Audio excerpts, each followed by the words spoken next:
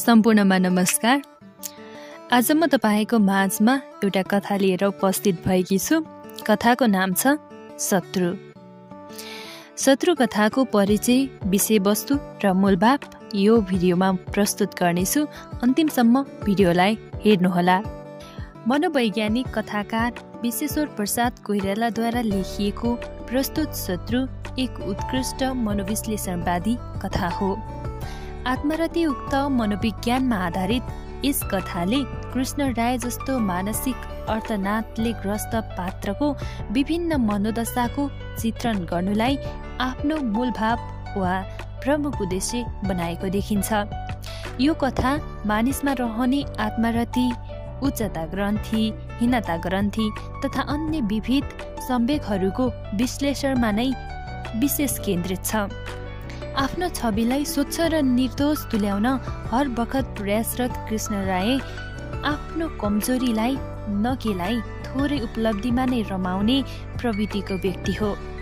आत्मरतिका कारण सृजित यस्ता कुरामा ख्याल नगरी शत्रु नै शत्रु मात्र बनाएको भ्रम हो भन्ने देखाउनु पनि यस कथाको मुख्य उद्देश्य हो। जीवनमा जानेर कसैले पनि शत्रु बनाउँदैन।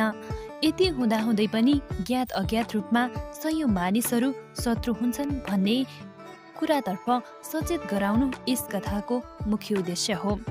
यसका साथै जीवनमा घट्ने ससाना घटनामा पनि शत्रुता जन्माउने कारण लुकेको हुनाले शत्रुविहीन मान्छे नै संसारमा हुँदैनन् भन्ने तीतो यथार्थको उद्घाटन गर्नु कथाको मूल मर्म हो।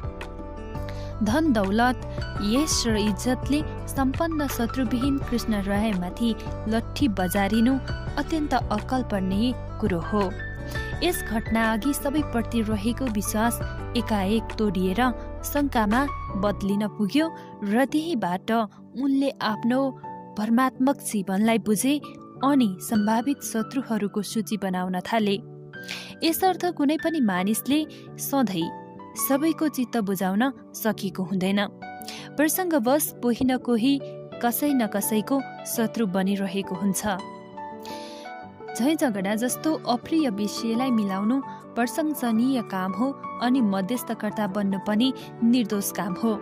यसो गर्दा दुवैको पक्ष लिन असम्भव हुन्छ अथवा एउटा निर्दोष र अर्को दोषी हुन्छ।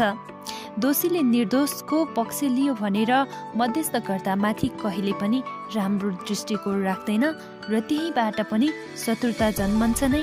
यसको साथै अरू पनि कैयौं यस्ता ससाना घटनाबाट शत्रुता जन्मन्छ भन्ने निष्कर्षमा पुग्दै कृष्ण रायको मनोविश्लेषण गर्नु यस कथाको प्रमुख उद्देश्य वा मूल भाव हो। निष्कर्षमा भन्नुपर्दा जीवनको वास्तविकतालाई नबुझी आत्माभिमानको आडमा रहेर भ्रमपूर्ण जीवनयापन गर्नुभन्दा आफ्नो यथार्थ धरातललाई राम्ररी निहालेर गौरवपूर्ण जीवनयापन गर्नु नै राम्रो हुन्छ भन्ने सन्देश प्रवाह गर्नु नै यस कथाको प्रमुख उद्देश्य, मूलभाव एवं केन्द्रीय कथ्य हो। धन्यवाद।